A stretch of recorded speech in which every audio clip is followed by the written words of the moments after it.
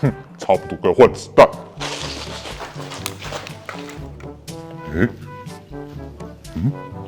我现在2只手都有东西，我怎么替我的步枪换弹夹？算了，不管了啦，硬上了啦，真是。为什么弹夹换不下来？哎呀，搞什么在这个紧要的关头？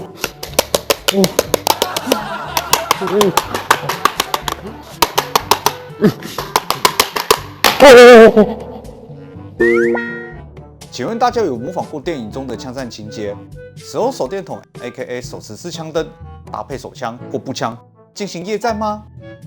大家不要一听见手持式枪灯这几个字，就认为这只是手枪专属的射击技巧哦。不说可能有人不知道，手持式枪灯也是可以应用在步枪上的呢。而且在这样的状态下，你仍然可以替手中的武器更换弹夹，甚至是换手握持。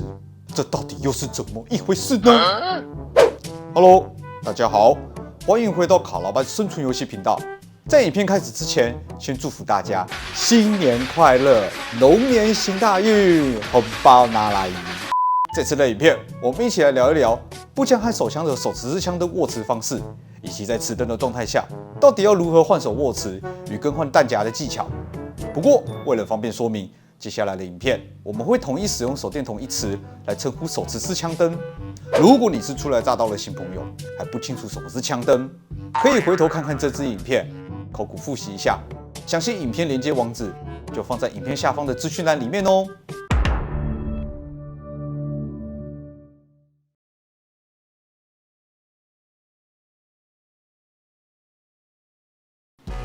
首先，第一个著名的手电筒持枪握法，是那个受到全球多数军武迷以及特种部队青睐的握持方式——罗杰式握法。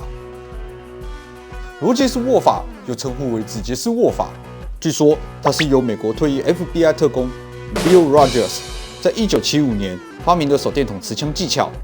由于这种握持方式非常适合使用 Surefire 生火战术灯具公司制造的小型战术手电筒，因此罗杰式握法也被称呼为神火握持法。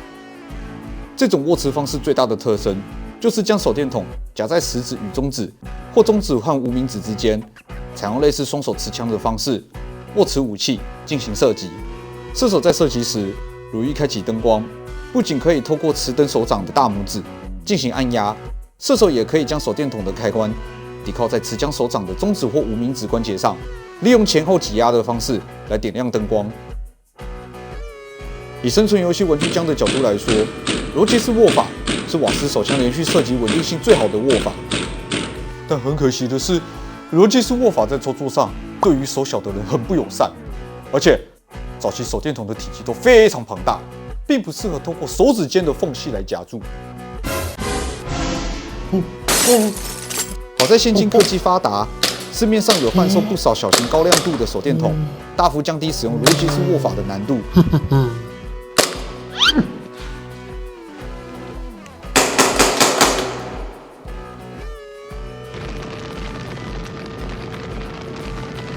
话虽如此，但这也并不代表使用体积越小的手电筒就越好哦。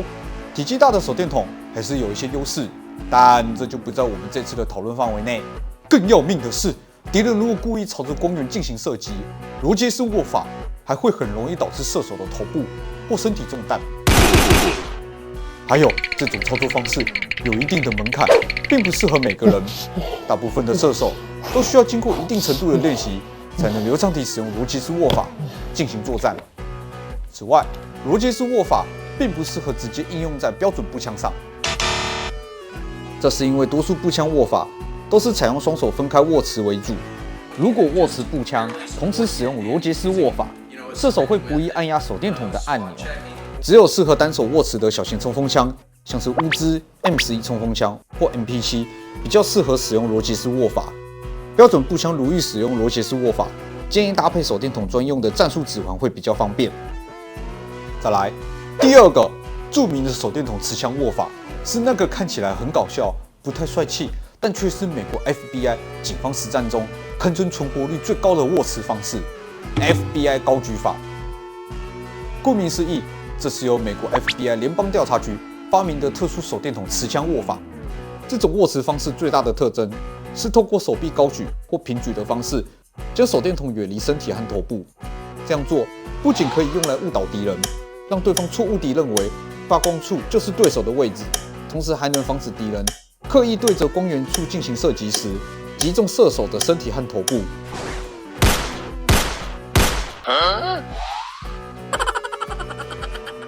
这是一种适合应用在对战情境下，用来欺骗对手、化解对战僵局的手电筒持枪握法。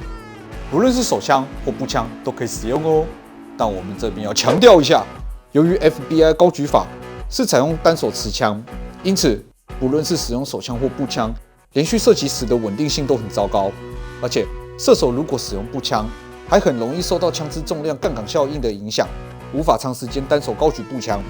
因此，我们建议采用 FBI 高举法的时候，最好还是搭配手枪、短步枪或小型冲锋枪这类枪支重量较为轻盈的玩具枪作为主武器进行作战。否则，在进行生存游戏的时候，你可能还没找到敌人，自己就先手酸，无法举枪，成为敌人待宰的羔羊。A few moments later.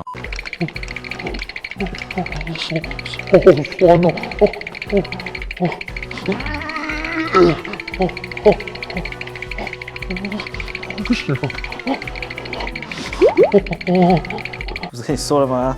用这种 FBI 高举法，不适合拿步枪啊，酸吧，重吧。都跟你讲过了，重死你！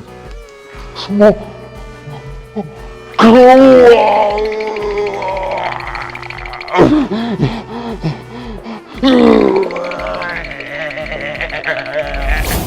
此外，尽管 FBI 高举法射手在操作上不易受到手电筒体积大小的影响干扰操作，但在实际应用上，仍应尽量避免使用重量过于笨重的手电筒。会提出这样子的建议，一来是因为方便携带，二来是为了降低手臂平举或高举手电筒的负担。大家千万不要小看这个小细节哦。就以体态来说 ，FBI 高举法会比较适合瘦子长时间使用，这是因为瘦子的手臂脂肪含量比较少，手臂同时负担手电筒和脂肪的重量比较轻。相反的，胖子的手臂多数脂肪含量比较多，手臂同时负担手电筒和脂肪的重量比较重，因此他们可能较不利于长时间使用 FBI 高举法。还有 FBI 高举法最为人诟病的地方，就是手电筒光线无法随时跟随着视线移动，射手需额外控制持灯手臂，调整手电筒光线的照射方向。如果突然间遭遇危险，有时候反应可能会不够迅速。哦，是谁？哦，装。为了解决这些问题，于是，在 FBI 联邦调查局内部就有人建议，在采用 FBI 高举法的时候，不如直接偷懒，将手电筒依靠在脖子、脸颊或头部左右两侧，借此减轻持灯手臂的负担。这种握持方式就是由懒人版 FBI 高举法称号的颈部握持法。这样做最大的好处，不仅能帮助射手延长使用重量笨重的手电筒进行照射的时间，在操作上，手电筒的光线还会随着头部移动，能够及时地跟随着视线照射到目标，反应相对迅速。这是一种适合应用在移动或搜索的情境下，用来应对突发状况的手电筒持枪握法。装。不论是手枪或步枪都可以使用哦。不过这里也要特别注意一下，跟 FBI 高举法一样，如意操作颈部握持法，最好还是搭配手枪、短步枪或小型冲锋枪作为主武器使用，以免无法单手长时间握持步枪。再来，操作的时候，手电筒的灯头应超过正面脸颊，坐落在视线范围内看得见的地方，借此避免光线直接照射到自己，暴露自身的头部位置，成为敌人攻击的目标。还有颈部握持法，最主要是改善射手持灯手臂的持灯时间。除此之外，它并没有改善单手持枪连续射击的稳定性。其中更为人诟病的问题是，由于颈部握持法的手电筒是紧贴在头部左右两侧，敌人若朝着手电筒发光处进行射击，射手的头部会很容易被子弹击中。好啦，看完上述3种很有特色的手电筒持枪握持方式，最后我们绝对不能遗漏那个堪称一代经典、大众最为熟知的手电筒持枪握法——哈里斯握法。这种握持方式最初是由一位退役的美国海军陆战队队员 Michael Harris 在1970年发明的手电筒持枪握持技巧。最初的目的是为了减缓长时间握持大型手电筒对手腕的负担，透过双手交叠的方式，增加持枪手臂射击稳定性的同时，也让大型手电筒尾端的部分筒体能搭载在持枪手臂上。这是最基本的手电筒持枪握法，容易学习，也很适合应用在对战情境下。虽然这样的握持方式被许多军警人士抱怨，敌人若朝着手电筒发光处进行射击，同样很容易导致头部或身体中弹。但由于它的握持方式不仅适用于手枪，同样适用于标准步枪或长枪管的枪械，通用性非常好，因此哈里斯握法仍然受到众多国外射击爱好者和生存游戏玩家的喜爱。不过，在大家盲目跟风模仿之下，哈里斯握法也慢慢出现错误的握持方式。有许多的电影明星或电玩人物在使用手枪和步枪操作哈里斯握法时，都只是单纯将持灯手臂依靠在持枪手腕的下方。这样的操作会导致手枪和步枪在连续射击时的稳定性下降。大家要特别注意一下，无论是握持手枪或步枪，正确的做法应该要将持灯手臂衬托在持枪手腕下方的同时，试着向上弯起持灯手臂的手腕，使其可紧贴在持枪手腕的手背或腹部上。这样做绝对能有效提升手枪和步枪连续射击时的稳定性。另外，也别忘了要取下手腕上的物品，如手表或手链，以免干扰操作哦。相信各位观众看到这边，不论你是不是生存游戏玩家，大家对于上述的手电筒持枪握法应该都有了一定的概念吧？趁着大家还记忆犹新，打铁要趁热。接下来我就来跟大家分享这次影片的主轴，到底要如何在使用手电筒的情况下，对手枪和步枪更换弹夹以及换手握持。无论你是采用何种手电筒持枪握法，或是使用手枪或步枪，首先一定要先将持灯和持枪的手臂分开。接着，不要急着卸弹夹啊！在正式卸弹夹之前，安全起见，要先翻转手电筒的灯头，将发光面朝向自己的身体。这个步骤是为了避免在更换武器弹夹的过程中，不小心开启灯光，暴露自己的位置。在这样的状态下，即便不小心开启灯光，也不会暴露太多的光线，能有效减少被敌人发现的几率。然后你就可以开始尝试将持灯手臂的大拇指和食指打开，并让食指绕过手电筒，透过指背将手电筒压在食指和中指之间。在这样的状态下，你是可以使用中指、无名指和小拇指这些剩余的手指头，将手电筒微微地向外移动，空出手掌的掌心。这时，你是可以透过手掌、食指、大拇指这3个部位接替手枪和步枪的弹夹。我们来看一次连续动作。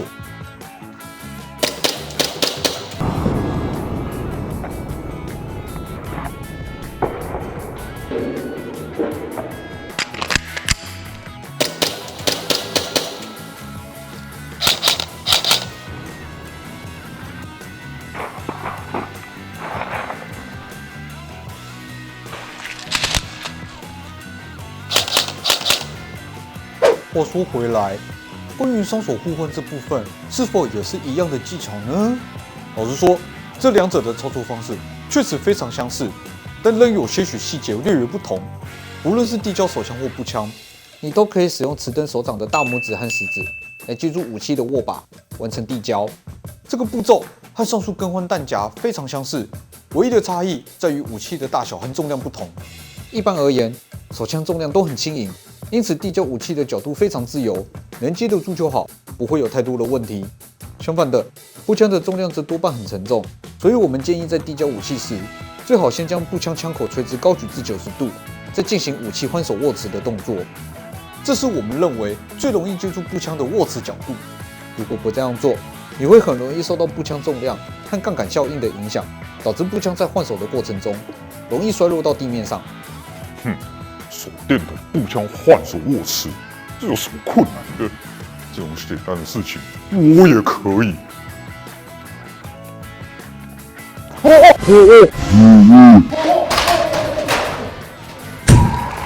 成交。最后，一旦成功透过持灯手掌接过武器，你只要在使用腾出的手掌，将手电筒接过来，即可完成武器换手握持的动作。我们来看一次连续动作。